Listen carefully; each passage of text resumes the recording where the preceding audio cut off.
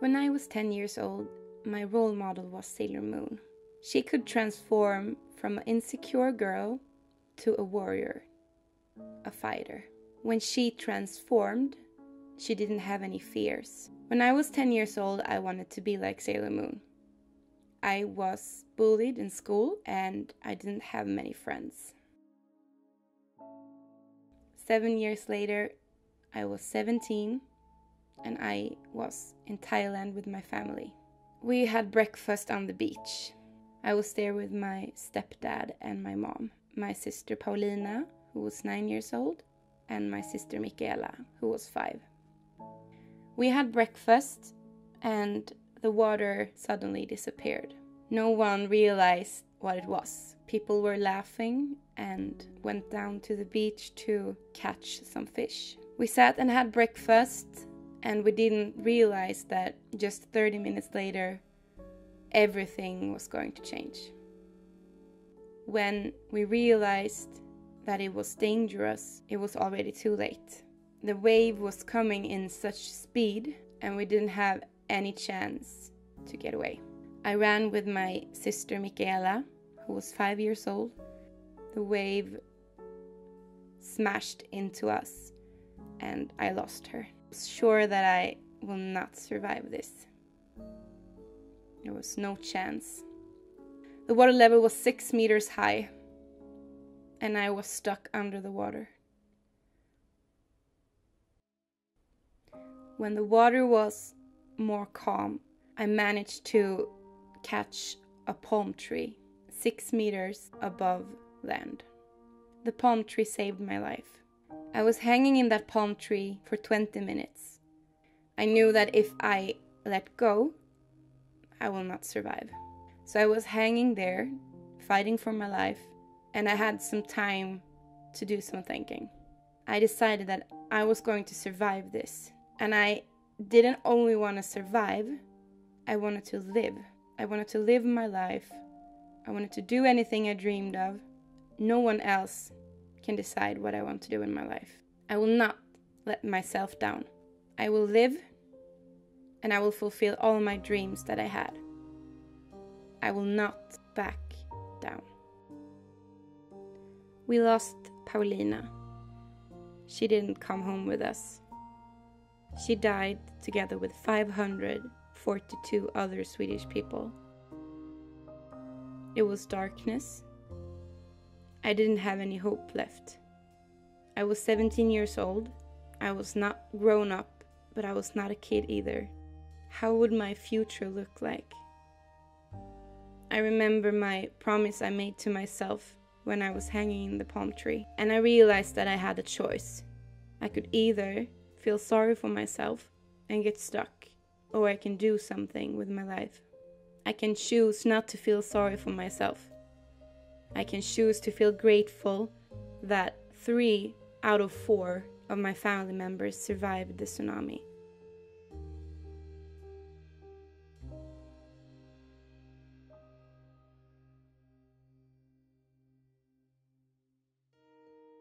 I made the choice. I want to be Sailor Moon. I decided to go the long way instead of the easy.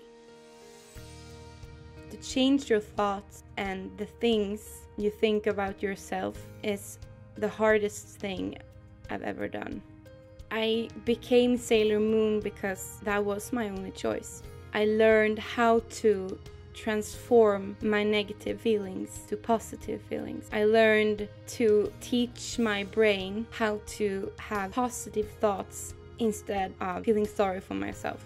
When I was 21 years old, 4 years after the tsunami, I started my own company as a photographer. And not because I was extremely talented or that I had many customers who was waiting in line to be photographed by me. Not at all.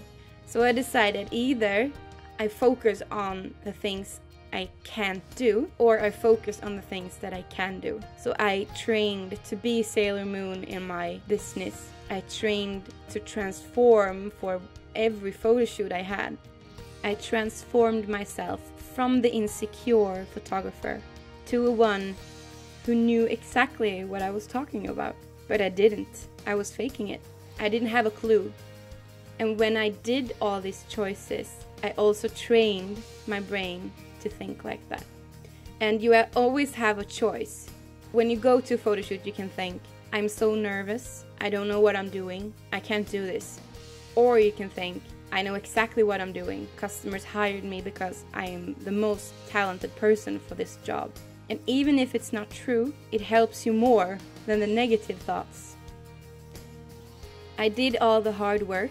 I did my Sailor Moon transformation, but I had some challenges as well. And one of my biggest challenges was my dad.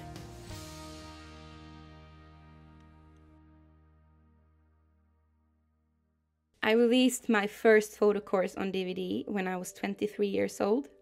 The DVD was very simple, but it helped a lot of people, and even if I'm a little bit ashamed of the material today, I'm also very proud that I did it. I did the transformation to dare to release it. When I asked my dad and told him about the great success with the sales of the DVD.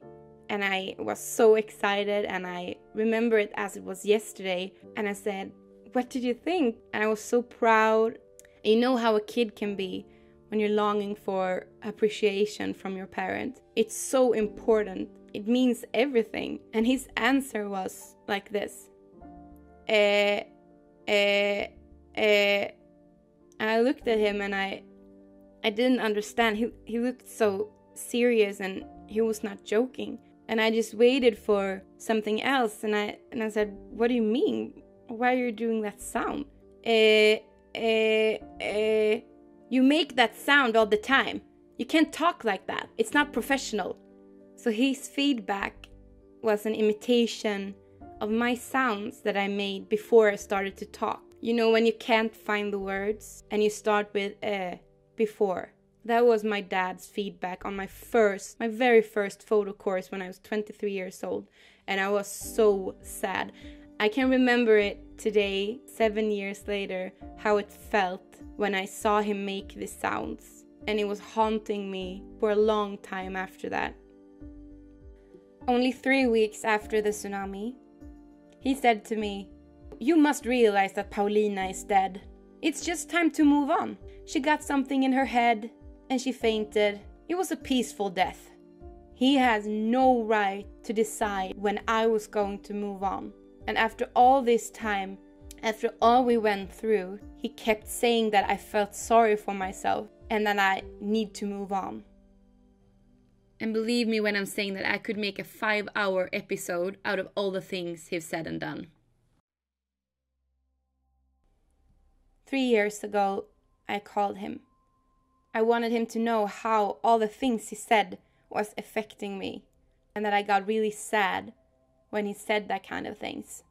He just laughed at me and said, get yourself together.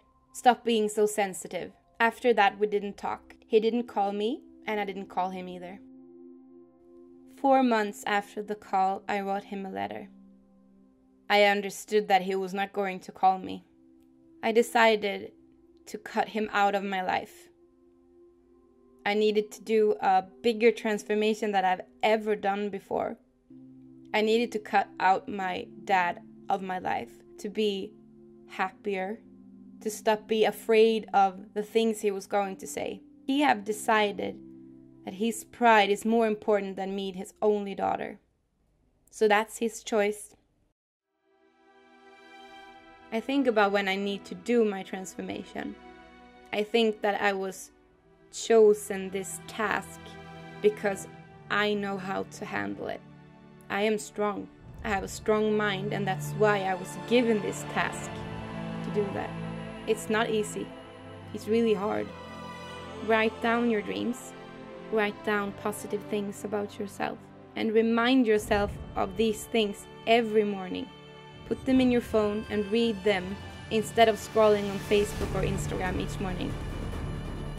It will be hard and you might be sad, but you will make it because you decide to make it.